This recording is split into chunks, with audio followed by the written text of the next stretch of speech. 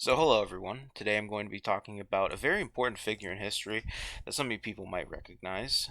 He was a very influential figure in his time. His ideas were the foundation of the country as we know it today. And many people have been sort of critical of his past, especially now. Some people looking back say that his record isn't as great and that maybe he was a bit too over idolized. And that person is, of course, Mustafa Kemal Ataturk.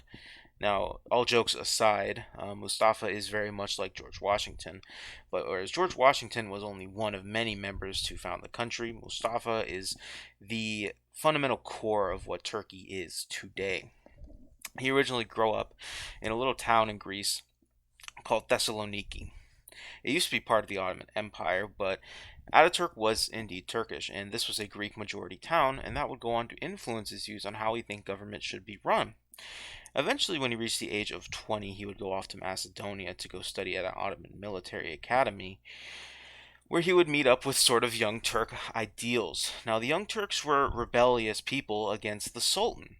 They sort of believed in the idea of a pluralistic Ottoman society, where Turks were sort of at the center and all of the Ottoman subjects revolved around them. But whereas the Young Turks sort of believed in German doctrine, Ataturk believed more in French doctrine. The Young Turks believed in that German doctrine, where war is a means to an end for a country, they should use it in all manners and ways to preserve the country's fabric of integrity.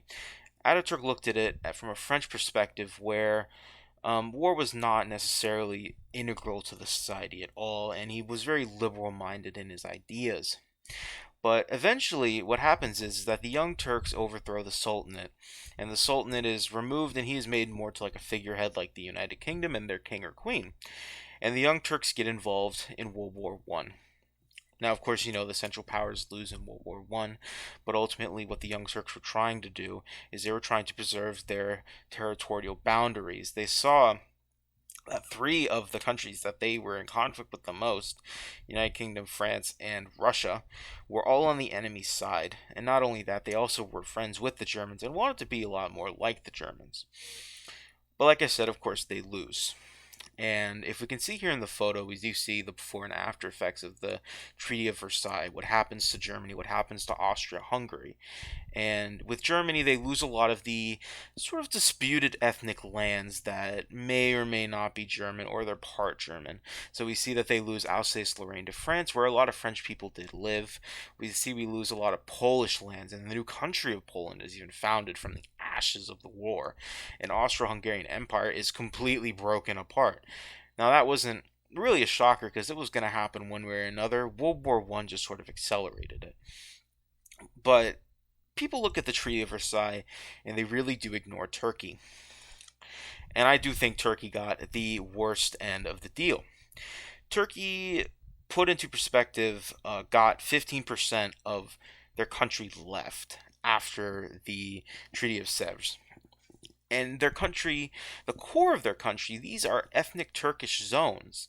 They are actually divided between five different parties: the British, the French, the Italians, the Greeks, and the Armenians. And there's an international zone created that is governed by everybody, but in reality, it's just the British.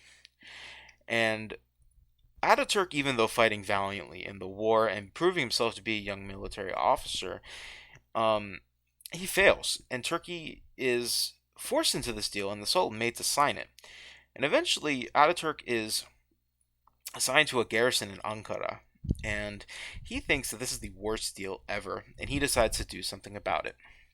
So he gathers a bunch of his young officers together, and they decide to have a war of independence, where they kick out all of the invaders.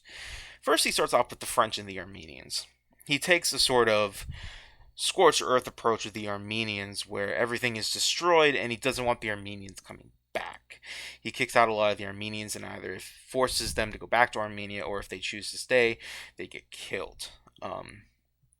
France gets pushed out of the south part of the country and all the way back into Syria. You can see there at the battle. And they sort of focus on those areas first, and then on the western side, they sort of leave their generals to defend against the Greek forces, and they do very poorly. And Ataturk manages to make it back there before they reach Ankara. And they push the Turks they pushed the Greeks all the way back to Izmir, previously the city of Smyrna, and they burned the city to the ground, and they pushed the Greeks back into the channel.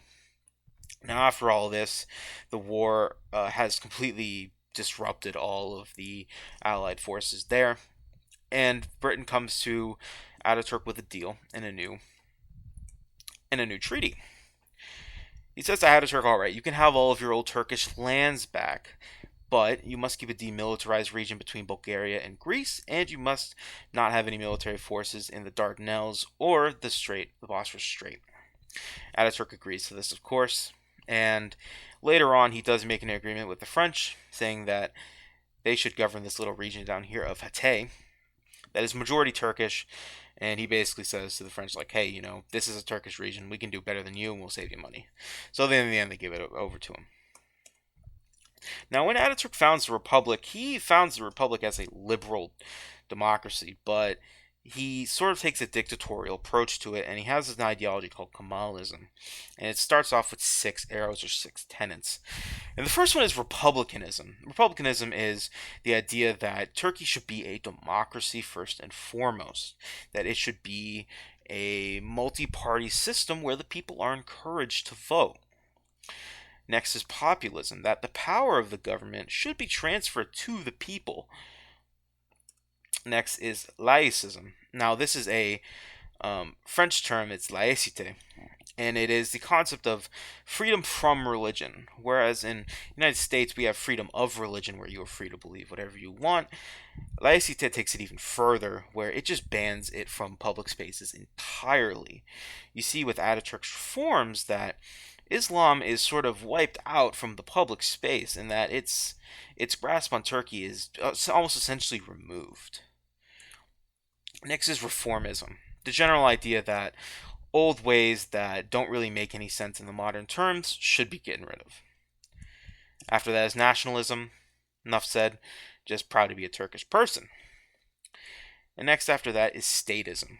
Now, statism is sort of leaning towards socialist ideology, where they believe that the government should take a key role in regulating businesses and also going into sectors that private industry would not, for the well-being of the people of Turkey. And what we get from this is an utterly modern society. Women in Turkey actually had more rights than their Western European counterparts when the Republic of Turkey is founded. They were equals to men in Ataturk's eyes. Ataturk on the right there you see is writing in the new Romanized alphabet. Turkish used to be written in Persian, and he wanted to separate the Turkish people from their Arab counterparts down south. What he sees too is that Islam, like I said, is completely removed from Turkish society. The fez, which used to be a common hat for males to wear, is banned. The turban is banned. The niqab and hijab are severely restricted. The hijab is not even allowed anywhere in any public space. You're only allowed to wear it in your private life. And Ataturk does this from a top-down manner.